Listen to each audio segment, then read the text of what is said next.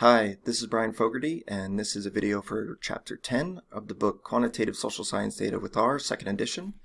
So in this video we're going to do is look at correlation analysis. So in the previous videos we looked at chi-square and measure of association and crosstabs. We use those for nominal and ordinal level variables, but they don't really work for interval and ratio. Just think of a table, trying to look at a table with two variables, each variable has a ton of values. Like, that's an ugly table. There's other reasons as well. Now, a lot of people have heard of correlation and they're saying, like, correlation is not causation. Everyone knows that. Pretty much everything we do, social science, not everything, I shouldn't say that.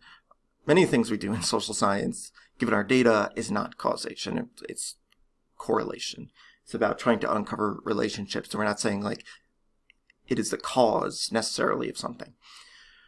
Okay, so we are going to do a correlation analysis. When people refer to correlation analysis, usually they're referring to a specific one known as Pearson's.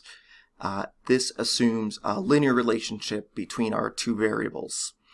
So in this, we do often specify, like, we have an outcome variable, a predictor variable, but it's rather symmetrical, because if you flip them, you're going to get the same value.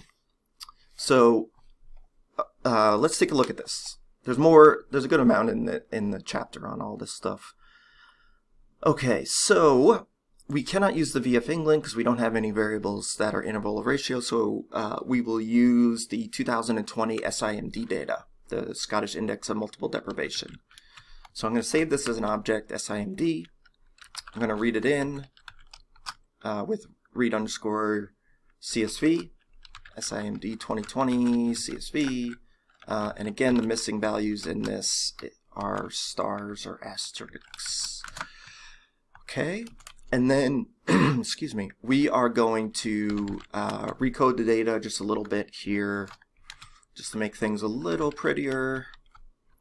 This is stuff that we've covered and done before, so we're actually going to do rename with, we're going to make everything lowercase first, and then we're going to convert two variables here. So we're going to look at the correlation between the percentage of psychiatric psychiatric medication prescriptions, and then also the percentage of employment deprivation.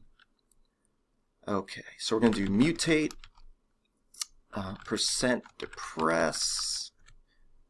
The reason why we're calling it percent depress because the original variable is uppercase depress. That's how it's in there.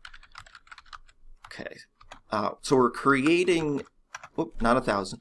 We're creating the percentage because it's actually right now they're decimals, so we need to multiply it by 100, and we're going to create this employment deprivation, which I call deprived. That's what we've been using. And this is employment rate times 100. Okay, so we've done this several times by this point in the book. All right, so we're going to use the base R functions here. So if we want to just look at the correlation itself, we can use the cor function, COR. But we can also look at not just the correlation value, but also whether or not it's statistically significant. So the function for that is the cor.test. So that is cor.test. We're going to put in our y. It doesn't, okay, so as I said, it's symmetrical, so it doesn't matter. Percent depress, and then our second variable here, percent employment deprived. Okay, so there's missing values. Actually, let's see. We should get an error.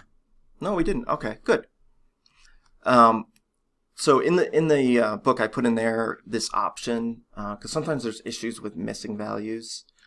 So what we could do is actually do NA action equals NA remove. That just gets rid of any missing values. All right. Okay, so we see a whole bunch of output. Let's start at the end. Let's memento it and work backwards. Okay, so we see the correlation here is 0.802. So correlation is bounded between -1 and 1, where 0 means there's no relationship. 1 is a perfect positive relationship or positive perfect relationship or positive perfect correlation, and then -1 is negative perfect relationship, negative perfect correlation. And then there's sort of gradients of that.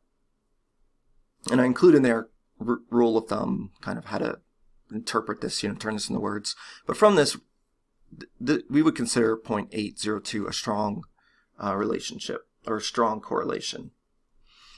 But we can also see here the p-value. And again, just with all these, we are looking for p-value of 0.05 or smaller. So it is. So we can say that there's a statistically significant relationship between employment deprived and psychiatric medication prescriptions. And so, right, the idea is as data zones, right, like as there's an increase, as employment deprivation increases, there's an increase in the psychiatric medication prescriptions, which we saw previously in the data visualization chapter. Okay, that's all I want to do for right now. Again, the issue with bivariate analysis is that it's these two variables in isolation. And so it could be that when we consider other variables, this relationship is not statistically significant. Okay, so that's it for this video. Thanks for watching, and I'll see you next time.